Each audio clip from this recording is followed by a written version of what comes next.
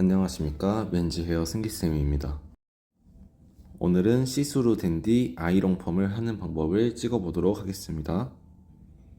자, 우선 고객님이 기존에 오셨던 고객님은 아니고 한 1년 만에 방문해 주신 고객님인데 커트선이 조금 사고가 났습니다. 왜 저렇게 되어 있는지 모르겠는데 그래도 다운펌이랑 아이롱 펌을 할 거기 때문에 저 급격한 층은 일단 맞출 수는 없고 맞아 보이게 하는 그런 걸 좀 찍어 보겠습니다. 이렇게 좀 단차가 많이 있는 머리를 자를 때는 잠깐 이제 멈칫하게 되는데 그냥 내가 자르던 그런 프로세스 있잖아요. 그런 프로세스만 기억하고 똑같이 일단은 잘라줍니다. 그렇지 않고 계속 뭔가 하려 하다 보면은 더 머리가 이상해지기 때문에 일단은 내가 자르던 그 라인들을 생각하면서 잘라줍니다. 어차피 저렇게 잘린 머리는 다시 기르는 방법밖에 없기 때문에 천천히 길러주도록 합니다. 그리고 옥시피탈 번 확인하고 이제 뒷머리 웨이트를 먼저 설정해 줍니다. 웨이트 설정하는 지금 가드는 18mm 가이드를 끼고 자르고 있습니다. 그리고 왼손에 빗이 너무 텐션이 많이 걸리지 않게 주의하면서 잘라줍니다. 거의 왼손은 누른다 느낌보다는 고정한다 느낌으로 사용해 주시는 게 좋아요. 이제 웨이트를 설정을 했으면은 바로 12mm로 연결해 줍니다. 12mm를 연결할 땐 18mm 선보다 1cm 아래까지는 잘라준다 생각하고 클리퍼를 내 몸 쪽으로 당기면서 살짝 흡수할 수 있는 느낌으로 잘라주는 게 좋습니다.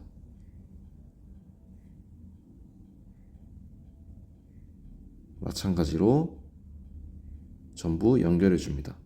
그리고 9mm 써줍니다. 이제 12mm, 9mm 쓸 때는 생각보다 높게 잘라도 됩니다. 어차피 9mm나 12mm는 생각보다 긴 미리수기 때문에 자연스럽게 연결하려면 조금 위쪽을 잘라줘도 됩니다.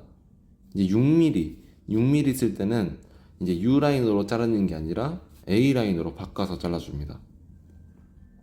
살짝 부채꼴 모양이 나올 수 있게 잘라줍니다. 그리고 6mm부터는 좀 하얘지기 때문에 이때는 주의를 해주면서 잘라줍니다. 그리고 마지막 3mm. 3mm는 끝부분 위주로 잘라줍니다. 이제 디테일러로 라인을 잡아줍니다. 라인을 잡을 때는 약간 남는 느낌으로 잘라줍니다. 어차피 머리 감고 다운펌 하고 나서 또 튀어나오기 때문에 처음부터 너무 바짝 자르면은 끝났을 때 삐져나오는 걸 자르면은 너무 짧아지는 경우가 있습니다. 그래서 고객님들한테 다운펌 끝나고 라인 한 번 더 봐드릴 거니까 일단은 조금 길게 자른다 말씀하시고 조금 길게 자릅니다. 그리고 처음부터 라인을 정확히 맞출 필요는 없습니다. 어차피 감고 나서 다시 자르면 되기 때문에 거기에선 시간을 좀 아껴야 돼요. 그리고 3mm로 약간 부채꼴 모양으로 연결해 줍니다.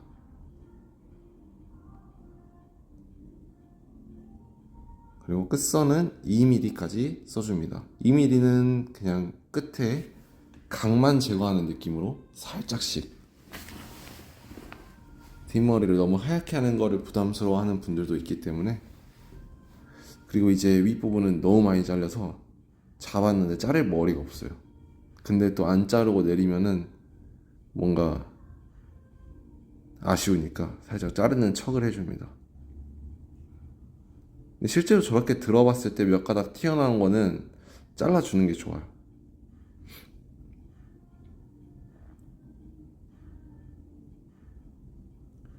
그리고 뒷머리 바리깡으로 연결한 그 무거운 선이 있을 거예요. 거기를 같은 각도로 들어서 질감 정리를 먼저 해주고 지금처럼 엘리베이션을 살짝 올려서 질감 정리를 하면서 길이를 같이 잘라줍니다. 그러니까 우리가 무거운 포인트 컷이랑 가벼운 포인트 컷이 있는데 저렇게 층을 낼 때는 한 번에 그냥 가볍게 가위를 생각보다 깊이 넣고 생각보다 세워서 자른다 생각합니다.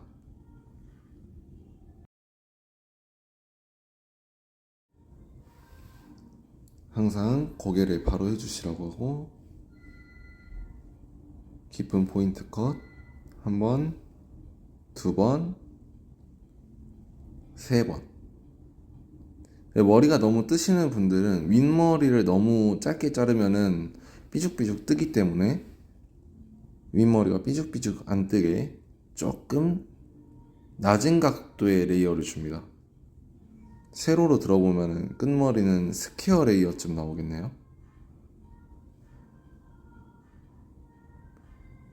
동일하게 지금 왼쪽 오른쪽 보시면은 저 짧은 머리도 보이죠. 여기는 자르면 안 됩니다.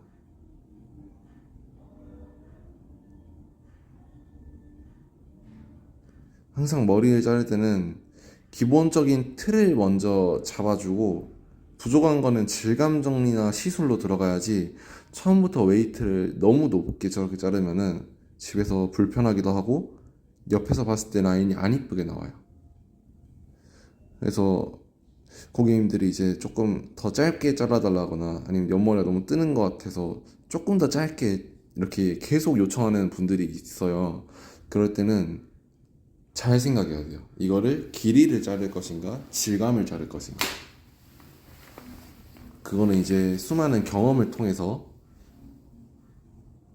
알아내야겠죠.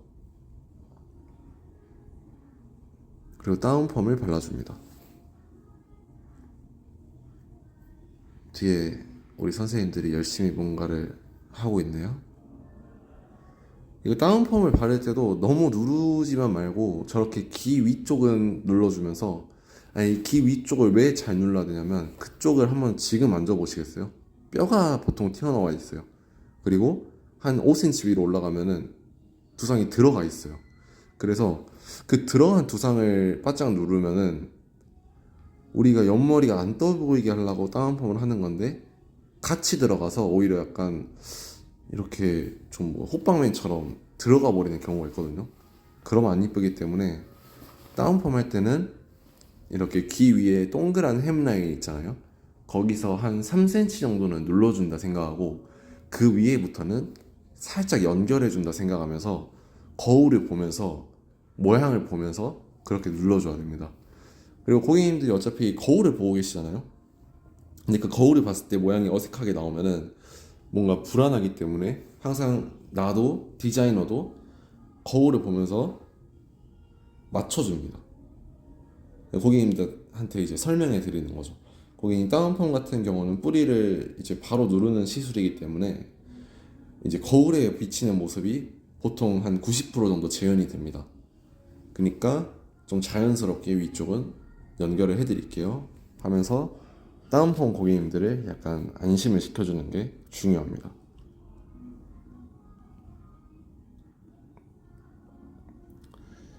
그리고 모든 시술을 할 때는 항상 천천히 하는 습관을 들이는 게 좋아요.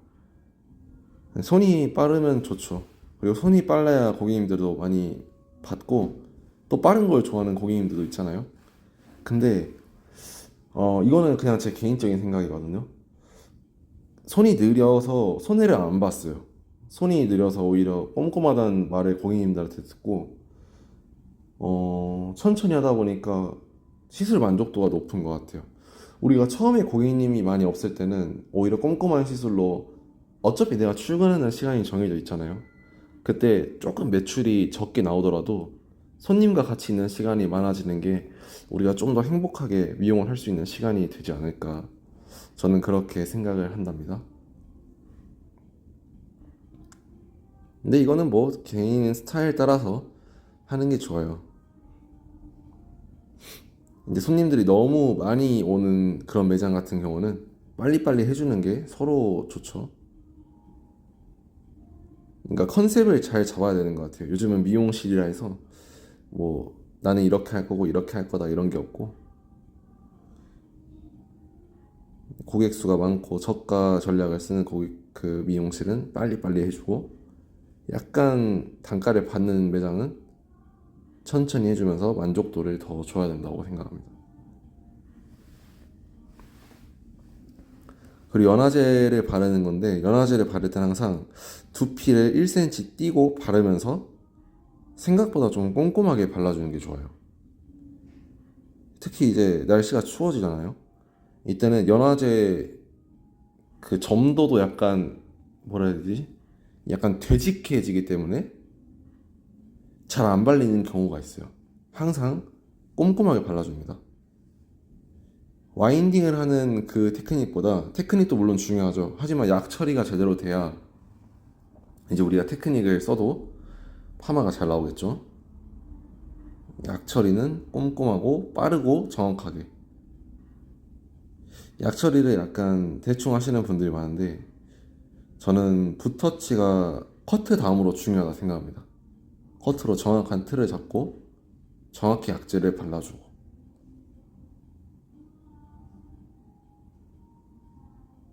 그래서 좀 약터치를 세분화하는 느낌이에요.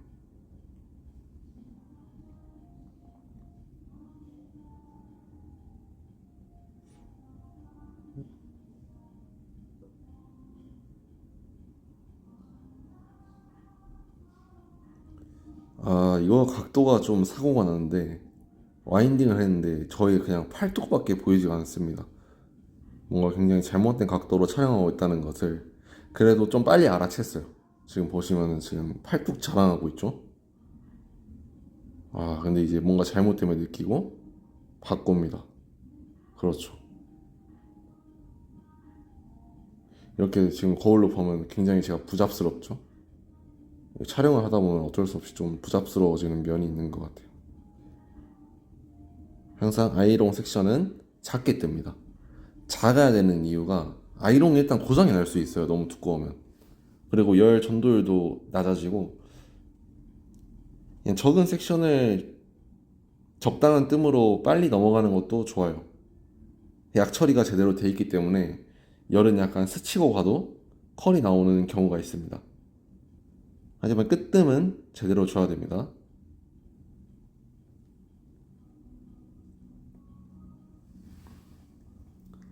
아이롱 펌은 항상 수분감이 있는 상태에서 하는 게 유리합니다. 왜냐면 수분감이 마르면은 약간 내가 생각했던 것보다 컬이 덜 나오는 경우가 있어요. 근데 항상 느끼는 거지만, 파마를 하러 온 고객님이 컬이 덜 나오는 것보단 컬이 더 나오는 게 낫거든요. 왜냐면 그 부분은 컬이 더 나오면은 중화를 할 때 조절할 수도 있는 거고, 아니면은 뭐 여러 가지 방법이 있겠죠. 근데 컬이 덜 나와버린 경우는 시술을 처음부터 다시 해야 되기 때문에 아주 큰 그 사고가 나는 경우죠. 그리고 아이롱 펌 할 때 이제 시술자가 긴장이 되면 말을 안 하는 경우가 있는데, 일단 그래도 말기 전에 꼭 말을 해줘야 돼요. 고객님, 지금부터 말 건데 뜨거울 수도 있습니다.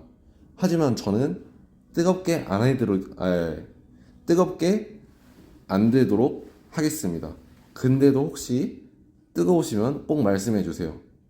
그냥 뜨거우면 말씀해 주세요는 고객님이 그 와인딩 하는 시간 동안 긴장을 하게 돼요. 아, 뜨거우면 말해달라 했는데 언제 뜨거울지 모르니까 뜨거우면 바로 말해야겠다 하면서 계속 긴장을 하고 있습니다. 항상 뜨거울 수도 있고 저는 뜨겁게 안 하기 때문에 긴장을 안 하셔도 되고, 혹시라도 뜨거우면 말씀해 주시라 이렇게 말해주면 좋겠죠? 그리고 이제 세팅 펌 하는 거 있잖아요. 그거는 한 140도에 4분, 3분 이렇게 주죠, 열을. 근데 아이롱 펌은 뭔가 열을 오래 주면 상할 것 같잖아요, 머리가. 근데 열을 안 줘서 덜 나오면 안 되죠. 그리고 저 로드로 좀 뭐 한 10초, 20초 말아놓는다 해도 머리가 안 상해요. 그러니까 뜸을 잘 줘야 됩니다.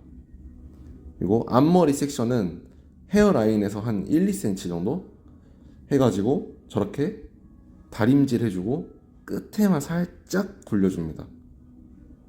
요즘은 앞머리에 컬이 있는 걸 선호하시는 분들이 크게 없기 때문에 항상 빗질 끝까지 쫙 해주고 왼손 텐션 잘 잡아주면서 빗으로 끝까지 빗질, 와인딩 한 바퀴 돌렸을 때 속으로 5초 정도는 세줍니다. 그 다음에 살짝 돌려서 3초를 또 세줍니다.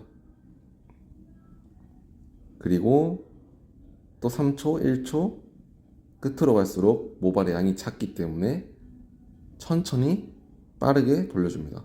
그러니까 처음엔 천천히 갔다가 끝으로 갈수록 조금 빠르게 돌려주면 돼요. 근데 너무 빠르게 돌리면 안 돼요. 끝에 열이 정확히 가야 머리가 뻗치지 않기 때문이에요. 그리고 보통 아이롱 펌을 할 때 제일 중요한 게 저렇게 탑 부분의 머리죠. 탑 부분이라고 하면은 센터 포인트 기준 양옆 2cm 정도. 그러니까 약간 그냥 정중앙 그 정도죠. 그 정도 머리가 떨어졌을 때 디자인이 되는 부분이고, 이제 그 밑에 있는 머리 있죠? 그 부분은 약간 흐름만 줘도 돼요. 오히려 저 부분이 너무 빠글빠글하면은 머리가 브로콜리처럼 부풀기 때문에.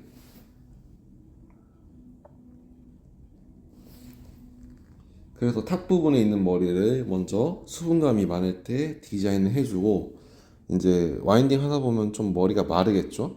그 마른 머리들을 약간 나중에 해준다 생각하고 해줍니다. 라인에 있는 머리겠죠?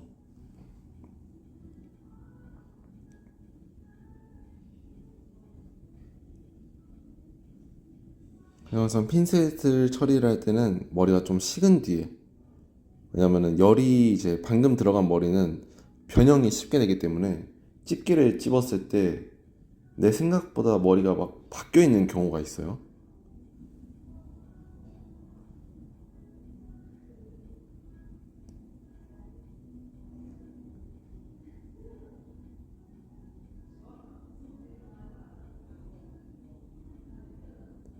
그리고 항상 아이롱 펌은 이제 저 로드가 굉장히 뜨거운 거기 때문에 고객님 안전에 주의를 해줍니다.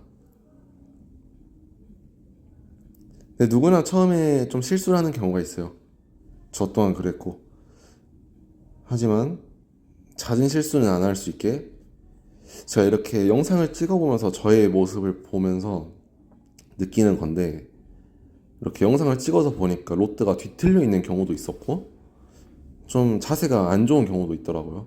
그래서 아이롱 펌이나 커트나 이런 거 할 때 한 번씩은 영상을 한번 본인 모습을 찍어보면서 보는 것도 좋은 것 같아요.